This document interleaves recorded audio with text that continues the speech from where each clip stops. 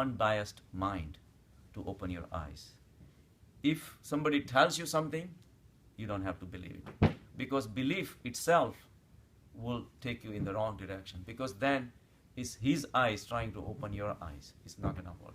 You need to have your own eyes opened up. So your beliefs, your vrittis, your vasanas, keeping your minds closed. So have unbiased mind. Then you start meditation. Then things happen. Then your vrittis and vasanas start losing their importance. But to have a fixed beliefs about anything, that takes you in the wrong direction. Because now you're going to Paramatma with a biased mind. The mind is still awake. Mind is still alive. And alive mind does not let you. Either the mind exists or Paramatma exists.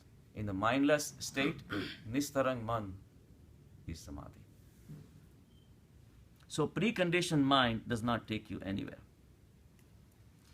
So one wise man was on his deathbed, and he told his son to come over, and he says, I have not accumulated that much wealth, but before I die, I want to give you some advice.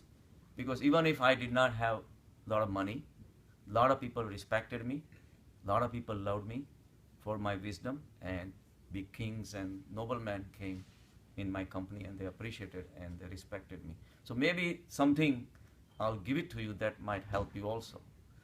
He says, welcome anything that comes in your life. Just give a full welcome. Anything that happens in your life, do not resist. Do not fight with it. And do not make your mind go against it. Just welcome everything that is happening. But once you welcome it, observe it, and see what happens. Have a cool mind and do not get affected by the changes happening in your life. So the son kept that in his mind, and then eventually he also achieved the same status that his father did. So when the anger comes in you, either you can become angry and act it out, or you can say, next time I'm not going to get angry. And you make a decision. One part of your mind is telling you to do this, another part of the mind is telling you not to do this. It's still mind. But only when you learn how to observe the anger starts losing. Was it worth it? What were the consequences of the anger? What did it do to you? How many nerves got irritated? How many muscles got contracted? What did happen of the following days? What happened to your relationship with the person you got angry? All these things, just observe and learn from it. Then the anger starts losing its value. So that's how all these weeds of negative feelings, the anger, the greed, the sensuousness, and all these things are breeding within our backyard. And we have to realize that they are happening on their own. So cut down the importance to all these weeds, but you have to work harder to cultivate something positive, like a flower. That's how the journey of spirituality will progress. Very good advice. I can use it. So it's like a seed that you put inside the soil, but has a hard shell around it. Until the hard shell gets softened with a prolonged exposure to the soil's temperatures, the water that we put in, the hard shells, it requires a lot of patience. And then the seedling starts sprouting. The shell that we walking around is our own vrittis and vasanas and our belief, strong thinking, strong behaviors, to the point that it controls us and it also controls other people around us. When that happens, Mahavir says that's violence. When you trying to control someone else, if not at the body level, at the mind level, it's violence.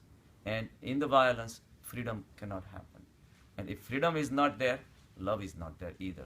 Unconditional love is unconditional freedom. And love, freedom is coming all the way from back there.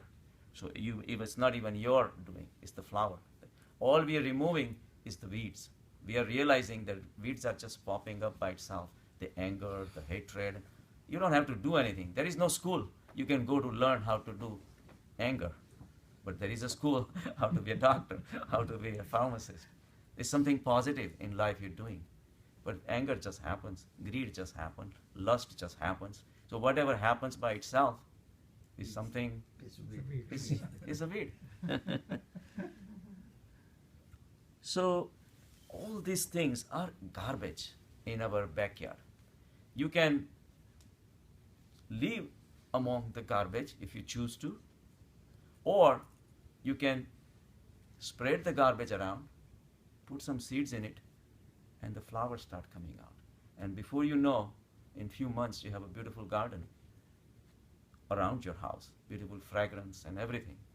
So the choice is yours. The same energy which was rotting the garbage and producing the bad smell, now you're utilizing. It's the same energy. Even the anger, even the lust, even the hatred, all these things is just one of the several manifestations of energy. And energy is what? Is Paramatma. Everything is Paramatma. We don't have to hate the negative feelings either. Vasanas are not something to be hated upon either. But you have to understand there is an energy sitting inside. The energy that is manifesting as an anger, at some day you're going to become a pardoner. What person you are hating the most, you will forgive him or her and will love him someday. It's the same energy that you had with a hatred towards someone, you channelized into a flower. You channelized into forgiving. You will forgive him or her and love them anyway. You will forgive somebody's mistakes. You will forgive somebody's misdoings. And you will forgive somebody's sufferings.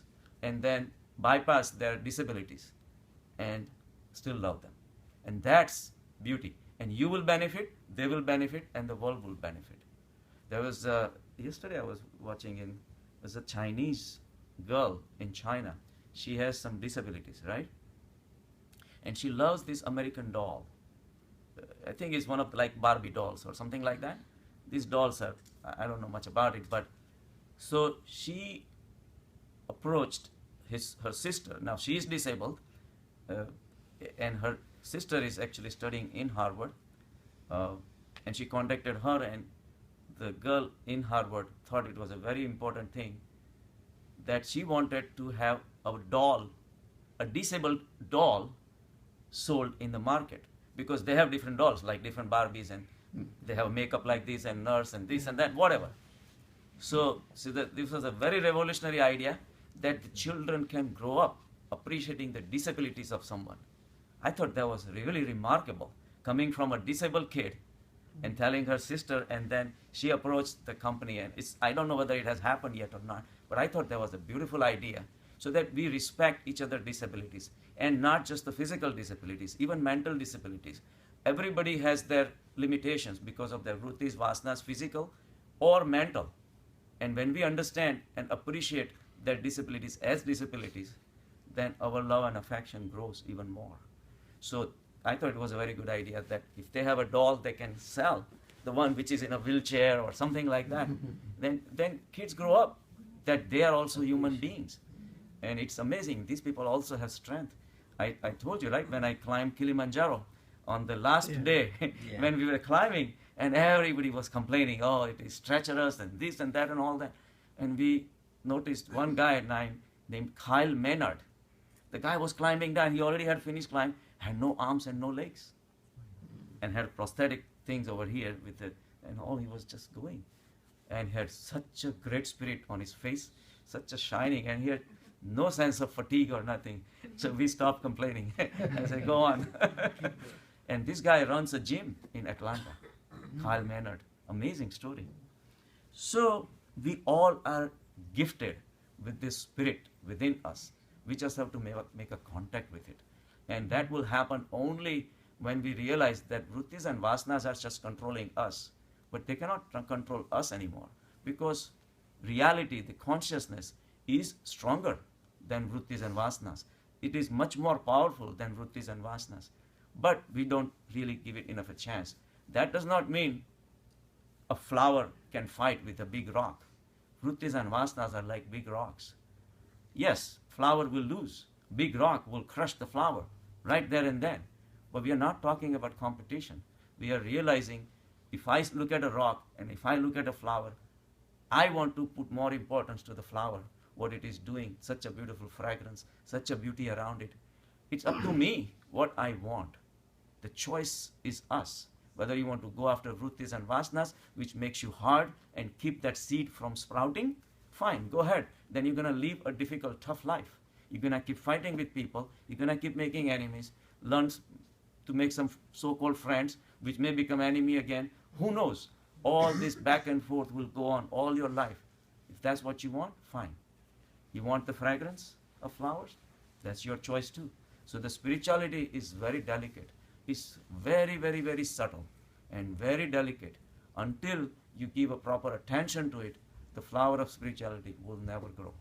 And this is our chance to do it. So we should do it. So our energy is being directed in a wrong direction towards the vrittis and vasanas, which are just wasting our energy. It does not achieve anything, does not take us anywhere. So we have to turn into a positive thing. And we have to realize our inner self, and then only the real journey will start. Until then, we are horizontal. So much for today. Good.